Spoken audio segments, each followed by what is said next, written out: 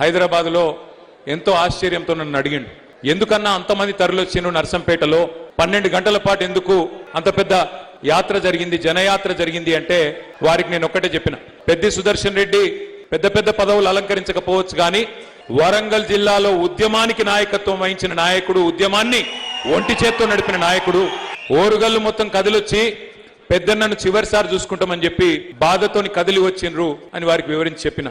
ఉద్యమంలో ఉండే పవర్ అది. ఉద్యమానికి నాయకత్వం వహించిన నాయకుడికి, ఉద్యమ బిడ్డకు, ఉద్యమ గడ్డ ఇచ్చిన గౌరవం అది అని వారికి నేను చెప్పిన.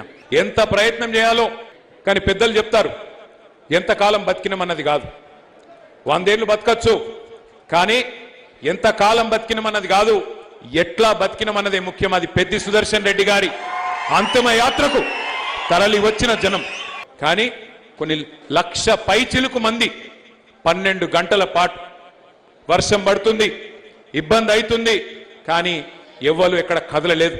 మేము ఇక్కడికి వచ్చి నల్లబెల్లికి వచ్చి 5:30, 6 గంటలు ఎదురు చూస్తా ఉన్నాం, వస్తున్నారంటే కదలనిస్తలేరు. అటువంటి జనసందోహం, అటువంటి అభిమానం, నిజంగా పెద్ద జన్మ ధన్యమైంది. స్వర్గంలో ఎక్కడున్నాడో కానీ ఆయన జన్మ ధన్యమైంది. ఎందుకంటే ఇట్లాంటి అభిమానం ఇక్కడ మనిషి మరణించిన తర్వాతనే తెలుస్తుంది ఆయన గురించి ప్రజలు ఏమనుకున్నారనేది. గెలిచింది ఒక్కసారే కావచ్చు కానీ జనం గుండెల్లో నిలిచిపోయిండు పెద్ది సుదర్శన్ రెడ్డి.